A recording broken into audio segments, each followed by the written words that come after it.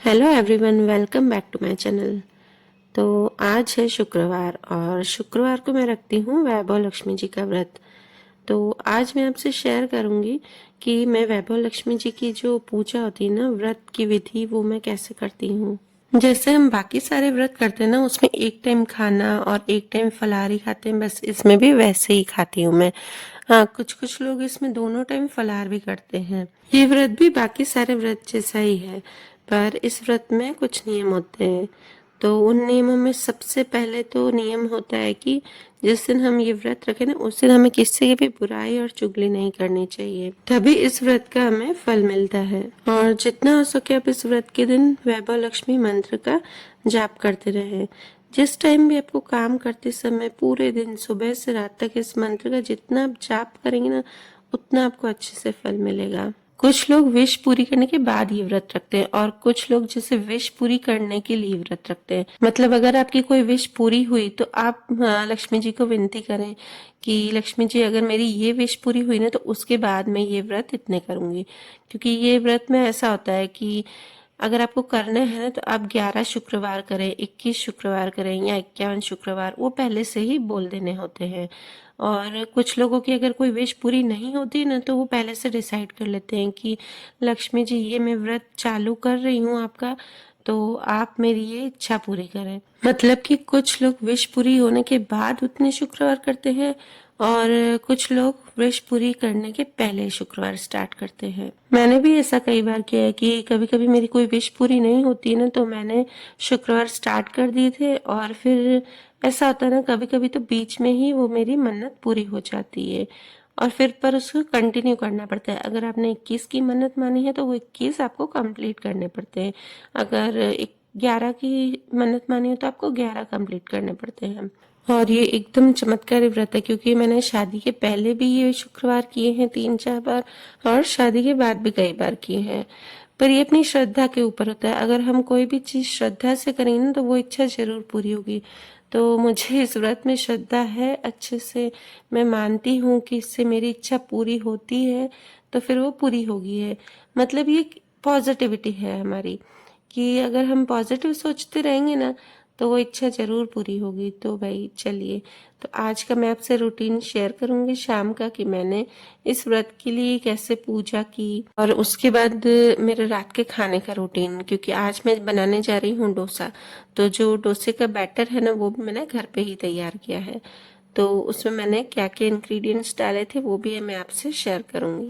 बस चाय पी के उसके बाद सबसे पहले मैं प्रसाद बनाऊंगी और उसके बाद पूजा करूंगी और खाने को आज थोड़ी सी देर हो जाएगी। और आज खाने में भी मैं डोसा बनाऊंगी। डोसे का मैंने बैटर तैयार कर लिया है और मैंने किस तरह से बैटर तैयार किया है वो भी मैं आपको आगे बताऊंगी। तो चलिए गाइस, बने रहिएगा। और प्लीज़ अगर आपको मेरा वीडियो जरा भी अच्छा लगता हो तो प्लीज़ उसके लिए लाइक ज़रूर कीजिएगा और मेरे चैनल को सब्सक्राइब भी कीजिएगा, ताकि आपको मेरी हर वीडियोस की नोटिफिकेशंस मिलती रहे। मैंने चाय बनाकर पी ली है और उसके बाद मैंने लक्ष्मी जी के लिए प्रसाद भी बना दिया है। प्रसाद में बस कुछ भी मीठा बनाना होता है, तो मैंने यहाँ पर शीरा बनाया है और फिर बस थोड़ा सा तैयार हो गई। तैयार तो क्या, बस हाथों में बैंगल्स पहने हैं। वैसे तो क्या, मैं हाथों में कुछ भी नहीं पहनती हूँ, क्योंकि ध्रुव को उठाती हूँ ना तो उसको लग जाती है, तो इसलिए मैंने बैंगल्स पहनना ही छोड़ दिए हैं। और बोलते हैं ना कि जिस दिन कोई भी पूजा करनी चाहिए ना, उस दिन जरूर पहनना चाहिए। और खासकर अगर आप माता रानी का कोई भी व्रत करो ना, तो उस दिन आपको अच्छे से तैयार होना ही पड़ता है। तो ये जो पूजा करनी है ना, हमें वो पूर्व दिशा में करनी है। ये क्या, अगर हम कोई भी पूजा करते हैं ना, तो हमें वो पूर्व दिशा में ही करनी चाहिए। तो मैं अपना रूम में इसका आसन बनाती हूँ, तो मैंने सुबह ही रूम की डीप क्लीनिंग कर दी है और अच्छे से झाड़ू पोछा कर दिया है। जिस दिन मैं वैभव लक्ष्मी व्रत करती हूँ ना और शाम को पूजा करती हूँ, तो मैं सुबह को ही रूम की डीप क्लीनिंग कर देती हूँ। यहाँ पर मैं पूजा के लिए आसन लगा रही हूँ। तो आसन के लिए हमें लेना है लकड़ी का कोई भी पाटा और उसके ऊपर हमें लाल रंग का कपड़ा चढ़ाना है। तो मेरा तो ये फिक्स ही है कि मैंने ये एक पाटा कर दिया है और उसके ऊपर लाल रंग का हमेशा कपड़ा चढ़ा ही रहता है। और पूजा के सामने हम जिस आसन पर बैठते हैं ना, वो भी जितना हो सके अगर आप लाल रंग का लो ना, तो वो ज़्यादा अच्छा है। क्योंकि लक्ष्मी जी को बोलते हैं कि लाल रंग बहुत ही पसंद है। तो मेरे पास आसन तो नहीं है, पर मेरे पास एक लाल कलर की चुन्नी है। तो बस मैं उस दुपट्टे पर ही बैठती हूँ और मैंने ये अलग से पूजा के लिए ही रखी है, ये मैं पहनती नहीं हूँ। और इस पाटे पर रखनी है लक्ष्मी जी की मूर्ति, तो मेरे पास एक छोटी सी लक्ष्मी जी की मूर्ति है, वो रख दी है। और साइड में रखने हैं चावल। चावल का एक मुट्ठी भर छोटा सा ढेर करना है और उसके ऊपर तांबे का कलश रखना है पानी भरकर। और तांबे के कलश के ऊपर हम रखेंगे एक कटोरी, और उस कटोरी में आप कुछ भी रख सकते हो, सोने का गहना या चांदी का, या फिर अगर आपके पास सोने चांदी का नहीं हो, लगभग तो सबके पास होता ही है, और तो फिर आप उसके ऊपर वो रख दें। और नहीं हो तो आप कुछ भी कॉइन रख दें, पर आप जो भी इस पर रखते ना वो एक बार अच्छे से पानी से धो लें, उसके बाद इसके ऊपर रखें। और दूसरी साइड मैंने रखी है गणपति जी की मूर्ति। मेरे पास छोटी सी चांदी की गणपति जी की मूर्ति है। ये बहुत ही आपको काली लग रही होगी क्योंकि मैंने इसे सिर्फ पानी से ही धोया है। अभी इतना ज़्यादा समय नहीं था, नहीं तो इसको क्या अच्छे से घीसते हैं ना तो एकदम अच्छी चमकदार बन जाती है। और उसके आगे मैंने छोटी सी कटोरी में शीरे का प्रसाद रखा है। और आगे जो मैंने पूजा की थाली रखी है ना, उसमें छोटे छोटे डब्बियों में है कंकु, चावल और हल्दी।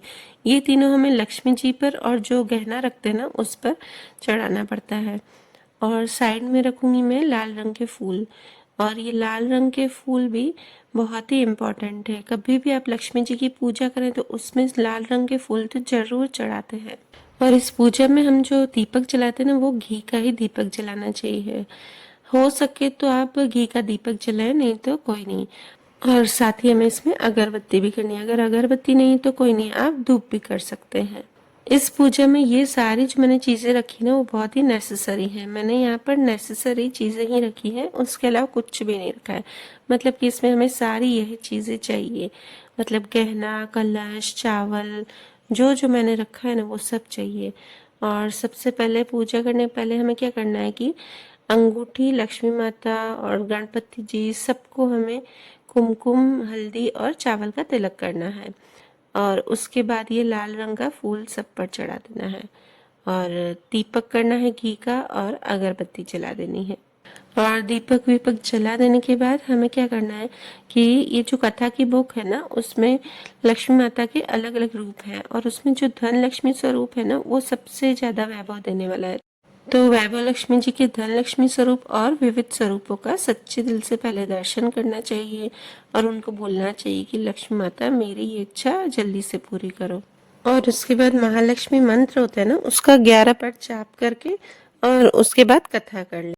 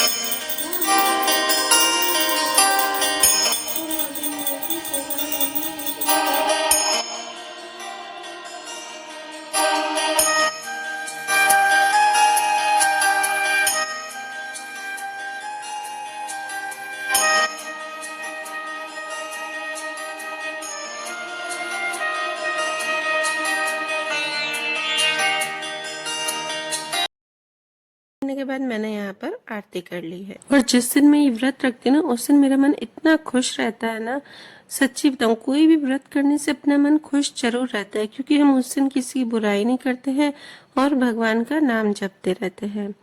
चलिए, तो अब मेरी पूजा वूजा हो गई है, अब मैं आ गई हूँ किचन में। और मैंने यहाँ पर अरहर की दाल को पहले ही भिगो कर रख दिया था, क्योंकि यहाँ पे मैं सांभर बनाऊंगी डोसे के साथ। तो दाल में मैंने पानी, नमक, हल्दी डालकर उबाल आने के लिए रख दिया है। और जब तक इसमें उबाल आता है ना तब तक मैं क्या करूंगी कि लौकी और आलू को छीलकर उसे पतला पतला काट कर और दाल में बॉईल करने के लिए रख दूंगी। मैं ज्यादातर सारे काम साथ साथ करती जाती हूँ, मतलब जैसे कि दाल को एक साइड रख दिया उबाला ने और दूसरी साइड यहाँ पर कटिंग कर रही हूँ।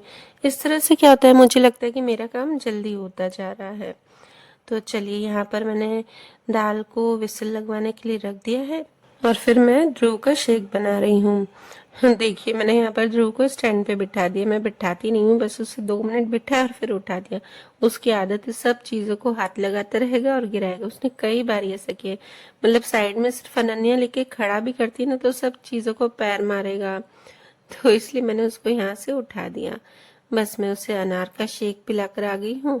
ध्रुव को अब शेक वेक पिला दिया है। अब मैं सांभर की तैयारी करूंगी। तो सांभर की तैयारी के लिए आपने देखा कि मैंने दाल में आलू और लौकी को बॉईल करने के लिए रख दिया था, और उसके बाद तड़के में जाएगा इसमें टमाटर और प्याज। तो टमाटर और प्याज को मैं पतला पतला चॉप कर दूंगी। और यहाँ पर नीचे ध्रुव बैठा था, तो साथ में मैं उसको राइम्स भी सुनाती जा रही थी, क्योंकि आज वो बैठ नहीं रहा था। और अनन्या भी नीचे खेलने चली गई थी। और देखिए, ध्रुव को ये टॉय नहीं चाहिए, वो बर्तन चाहिए। तो घूम घूम के और कुर्सी के नीचे से आ गया। वो मैं कैप्चर नहीं कर पाई।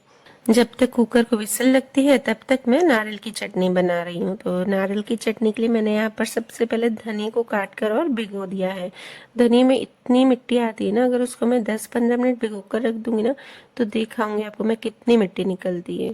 और शाम को उठते ही सबसे पहले तो मैंने नारियल को तोड़ दिया था, क्योंकि नारियल को तोड़ने से ज़्यादा उसमें से जो नारियल निकालते हैं ना, उसमें बहुत ज़्यादा टाइम लगता है। तो मैंने मिक्सी के जार में नारियल को छोटा छोटा काट कर डाला है, और उसमें डाली है हरी मिर्च और मूंगफली के दाने और दही और नमक। इन सबको पहले हम ग्राइंड कर लेंगे, थोड़ा सा इसमें पानी भी डाल लेंगे। और फिर ये जब ग्राइंड होने लगे ना, उसके बाद मैंने यहाँ पर डाले हैं धनिए, क्योंकि मैंने सोचा कि तब तक धनिया अच्छे से भीग जाए, उसमें से सारी डस्ट निकल जाए, उसके बाद डालती हूँ।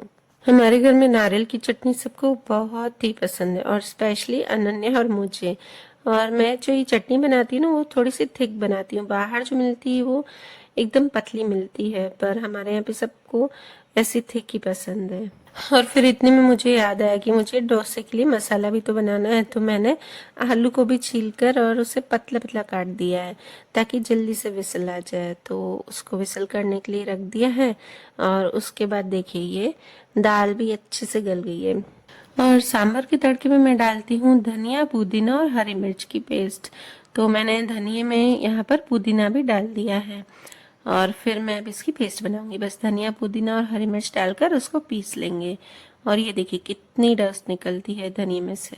चलिए, अब मैं यहाँ पर सांभर का तड़का लगाती हूँ ना, तो तड़के में जैसे ही मैंने ऑयल में राई डाली ना, तो मेरी राई गिरी तो थोड़ी सी, पर पूरे में फैल गई यहाँ पर। कोई नहीं, अब उसको मैं बाद में साफ कर देती हूँ, पहले मैं तड़का लगा दूंगी। तो तड़के के लिए मैंने तेल में डाली है राई, जीरा, हिंग और प्याज। और प्याज को थोड़ा सा लाइट पिंक हो जाए ना, तो मैं यहाँ पर टमाटर डाल दूंगी। और बस टमाटर को भी थोड़ा सा भूनने के बाद जो मैंने पेस्ट बनाई थी ना हरी मिर्च और धनिया की, बस वो डाल दूंगी। और इसमें से ही मैंने ध्रुव की एकदम फीकी दाल निकाल दी है। और बस इसके बाद मैं दाल डाल दूंगी। तो दाल इसलिए मैंने डाली है, इसमें कोई मसाला नहीं डाला है, मैंने मिर्च बिल्कुल भी नहीं डाली, क्योंकि बस इसमें हरी मिर्च है ना, तो ये मैं अनन्या और मेरे लिए निकाल दूंगी। और उसके बाद ज़्यादा मिर्च मसाले ज़्यादा डालूंगी। तो ये दाल को मैंने अच्छे से मिक्स कर दिया है, और पानी भी डाल दिया जितना मुझे डालना था। और फिर इसमें थोड़ा सा सांभर मसाला डाला है, और बाकी का जो ज़्यादा सांभर मसाला डालना है ना, वो मैं बाद में डालूंगी। बस अब इसमें उबाल आ गया है, तो मैंने अनन्या और मेरे लिए सांभर निकाल दिया है, और मैं अब इसमें मिर्च का तड़का लगा दूंगी। तो मैंने यहाँ पर लाल मिर्च का तड़का लगा दिया है, और ऊपर से और ज़्यादा सांभर मसाला डाल दिया है। चलिए, तो अब मेरा सांभर तैयार हो गया है। तो अब सबसे पहले तो मैं स्टैंड साफ करूंगी। आपको दिखा दूँ कितना राई फैल गया। फैली थोड़ी सी थी, 1 चम्मच ही थी छोटा, पर फ्राई ऐसी चीज़ है ना कि पूरे में फैल जाती है। और फिर मैंने अच्छे से स्टैंड साफ करके सबसे पहले तो मांजे बर्तन, और बर्तन वर्तन मांज के मैंने इस साइड का भी स्टैंड साफ कर दिया। अब मैं बनाऊंगी डोसे का मसाला। और ये मसाला इतना टेस्टी बनता है ना। मैं एक बार बाहर गई थी ना खाने, तो जो बना रहे थे ना, उनका मैंने देखकर ये सीखा, और इतना टेस्टी बनता है ना। उनका मसाला क्या होता है, डोसे पर फैलाते ना, तो एकदम अच्छे से फैल जाता है। तो चलिए मैं दिखाती हूँ आपको मैं कैसे बनाती हूँ। तो सबसे पहले मैं कढ़ाई में डालूंगी तेल, और उसमें डालूंगी ढेर सारी राई और प्याज। और प्याज को मैंने इस तरह से लंबा लंबा काट दिया है। और प्याज को क्या करना है, हमें ज़्यादा नहीं चलाना है, बस थोड़ा सा उसे क्रंची रखना है। और उसके बाद इसमें जाएगी मिर्ची, नमक और सांभर मसाला। और सांभर मसाला डालकर हमें क्या करना है कि इसमें आलू डालकर उसे अच्छे से मैश करना है। और उसके बाद इसमें डालना है आमचूर पाउडर। और फिर बस अब इसमें जाएगा तड़का, उससे ज़्यादा अच्छा टेस्ट आता है। तो यहाँ पे मैंने साइड में ऑयल ले लिया है और उसमें डाली है लाल मिर्च और कश्मीरी लाल मिर्च, मतलब थोड़ी सी तीखी लाल मिर्च और बाकी कश्मीरी लाल मिर्च। बस अब इसमें हमें थोड़ा सा पानी डालकर और इस आलू में डालकर अच्छे से मिक्स करना है। और थोड़ा सा मैंने यहाँ पर और पानी डाला है, क्योंकि जब तक हम डोसा बनाएंगे ना तब तक ये मसाला पूरा सूख जाएगा और ये हल्का हल्का गीला रहना चाहिए। और इसमें सांभर मसाला भी जाएगा, तो मैंने पहले ही सांभर मसाला भी डाल दिया था। चलिए, तो ये मेरा मसाला और सांभर दोनों तैयार हो गए। तो अब मैं इस यहाँ पर डोसा बना रही हूँ। तो डोसे के लिए आप देखो बैटर, और ये मैंने बैटर किससे बनाया वो आपको बताती हूँ मैंने ये बनाया है चने की दाल और हरी मूंग की दाल और चावल से। तो मैं आपको इसका रेशियो बता देती हूँ। तो मैंने यहाँ पर डाली है छोटी कटोरी हरी मूंग की दाल, छोटी कटोरी चने की दाल, और 3/4 जो छोटी कटोरी है ना वो मैंने डाले हैं चावल, और आधी कटोरी मैंने डाली है सूजी। तो दाल और चावल को मैंने भिगोकर रख दिया था, और उसको जब मैं पीस रही थी ना उस टाइम मैंने यहाँ पर सूजी डाली है। सूजी से इतने क्रंची बनते हैं ना डोसे, बहुत ही क्रंची बनते हैं। और जो इसका कलर आता है ना वो आता है चने की दाल से, यानी कि जो इसका ब्राउन बहुत ही अच्छा कलर आता है ना वो चने की दाल से आता है। और इस बैटर को मैंने फर्मेंट होने के लिए रख दिया था। अब ये फर्मेंट हो गया ना, तो अब मैं क्या करूंगी, थोड़ा थोड़ा बैटर निकाल कर उसमें पानी डाल दूंगी, और जितनी मुझे कंसिस्टेंसी चाहिए बस, और फिर इसमें नमक डालकर और डोसे बनाएंगे। और फिर मैंने क्या किया है कि जो साइड में बैटर पड़ा था ना थिक वाला, उसमें मैंने एक साथ ही नमक डाल दिया। मैंने सोचा कौन एक एक में डाल ले। तो चलिए, तो यहाँ पे आपको मैं डोसा बनाकर बताती हूँ, और उसके बाद मैं आपको एक मसाले वाला भी बनाकर बताऊंगी। बस अब ये थोड़े से डोसे जो हम अभी खाएंगे वो मैं बना दूंगी, और बाकी के गर्मा गर्म बाद में सबको बनाकर खिलाएंगे। और ठंडा होने के बाद भी ये डोसा इतना क्रंची रहता है ना, अगर आप पहले से बनाकर भी रख दो ना तो देखना ये सॉफ्ट बिल्कुल भी नहीं पड़ेगा। पर हाँ, अगर आप ठंडा बनाकर रखें ना तो ऊपर से आप मसाले को स्प्रेड नहीं करें, मसाला साइड में रख दें। और ये जो मसाले की रेसिपी ना इतनी अच्छी ना, मैंने ये बाहर देखा ना तो मुझे भी पहले ऐसा होता था कि मसाला अच्छे से स्प्रेड क्यों नहीं होता है आलू का। फिर जब मैंने देखा ना कि वहां पे तो ये पानी डाल रहे हैं, तो मैंने भी घर पे करके देखा था, इतना अच्छा बना था ना। तो मैंने सोचा कि चलो क्यों ना इतनी अच्छी रेसिपी आपसे भी शेयर कर लूं। और जो ये थाली में मैंने डोसा बताया ना आपको, वो मेरी बेटी ने बनाया, मतलब अनन्या ने। उसको बहुत ही शौक है कुकिंग का। वो इतनी छोटी है ना, पर उसका हाथ इतना अच्छा सधा हुआ है ना कुकिंग में। कुकिंग की हर चीज वो जल्दी ही सीख जाती है, उसको थोड़ा सा सिखाओ ना तो बहुत ही अच्छे से सीख जाती है। और मोबाइल में भी आजकल देख देख के उसको बहुत ही शौक हो रहा है कि मम्मी ये बनाओ ना वो बनाओ ना। और देखिए आज इतना अच्छा मौसम ना, आसमान पूरा येलो येलो हो रहा था, बहुत ही बढ़िया लगा। कैमरे में ये इतना अच्छे से कैप्चर नहीं हुआ जितना सामने से अच्छा दिख रहा था, इतना ब्यूटीफुल, इतना सुंदर लग रहा था ना। तो आज का ब्लॉग मैं यहीं पर ही एंड करती हूँ, और अगर आपको मेरा ब्लॉग अच्छा लगे तो प्लीज इसे लाइक जरूर कीजिएगा और सब्सक्राइब करके मेरे चैनल को सपोर्ट कीजिए।